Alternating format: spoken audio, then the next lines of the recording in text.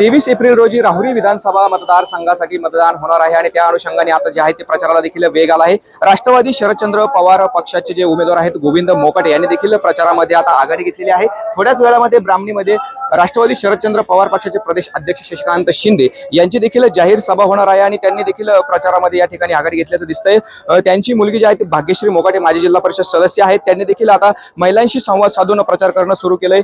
आपल्या सोबत बोलण्यासाठी आहेत भाग्यश्री मोकाटे।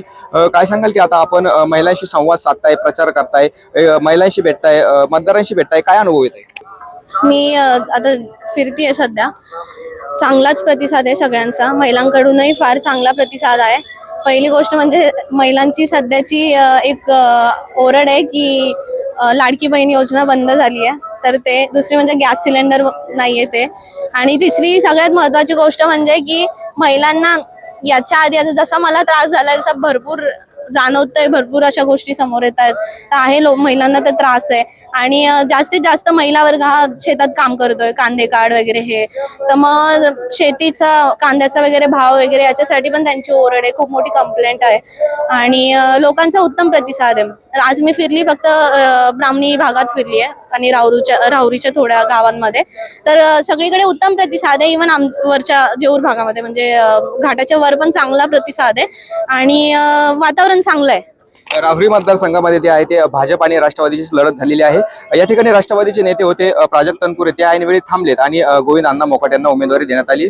त्या अनुषंगाने काय वाटतंय, आता प्राजक्त तनपुरे मोकाटेंना सहकार्य करतील? बघा, म्हणजे मला माहित नाही दादांचं काय झालं आणि काय नाही, पण अण्णा याच्या आधी पण राष्ट्रवादीत होते।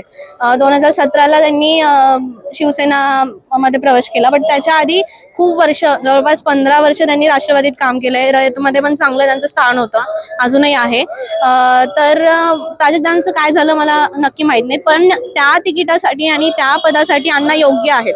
जसं प्राजक्त तनपुरे ज्यावेळेस विधानसभा लढवत होते त्यावेळेस गोविंद मोकाटे यांनी देखील त्यांना सहकार्य केलेलं आहे, ते मित्र आहेत, तर त्या सध्या काय परिस्थिती? सहकार्य म्हणजे त्यावेळी खरं तर 80% वाटा अण्णांचाच होता आणि म्हणजे त्याच मुद्द्यांवर माझं घ्या किंवा ह्या मुद्द्यांवरच ती निवडणूक लढवली गेली होती।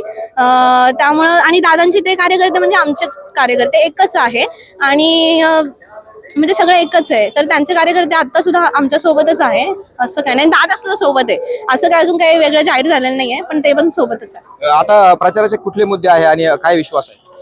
विकासाचे मुद्दे आहेत। आज मी एवढं इकडे ट्रॅव्हल केलंय, तर रस्त्याची फार बेकार परिस्थिती आहे, अक्षरशः म्हणजे गाड्या काही ठिकाणी नेणं फार मुश्किल आहे।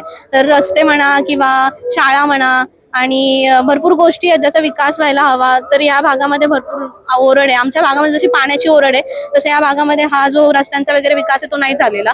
विकासाचा मुद्दा झाला, नंतर दहशतीचा, तो सगळीकडेच मुद्दा आहे। जिकडे जाईल तिकडे म्हणतायत की आम्ही नाही उघड येऊ शकत, आम्हाला धमकी आहे हे, तर हे मुद्दे आहेत आणि आहेत आणखी भरपूर मुद्दे आहेत। बाकी घ्या तुम्ही सेफ, काही लोकांना सेफ नाही फील होते, असं मोकळेपणाने बोलू नाही शकत, त्यांना जर आमच्या सोबत यायचं तर ते येऊ शकत नाही, तर हे सगळे मुद्दे आहेत।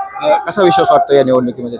100% मला म्हणजे आज तर पूर्ण विश्वास आहे की अण्णा खूप चांगल्या लीडने निवडून येणार आणि माझ्या मतदार म्हणतात की आम्हाला भीती नाही जेवढी उमेदवाराला भीती आहे। मतदार म्हणतात की आम्हाला पूर्ण विश्वास आहे अण्णा निवडून येणार, तुम्ही चिंताच करू नका, जिकडे जाईल ते हेच ऐकायला येतं। अनेक मुद्द्यांवर ही निवडणूक सध्या सुरू आहे, मात्र गोविंद अण्णा मोकाटे जे आहे त्यांची ती मुलगी आहे माजी जिल्हा परिषद सदस्य भाग्यश्री मोकाटे, त्यांना देखील आता विजयाचा एकंदरीत विश्वास वाटतोय।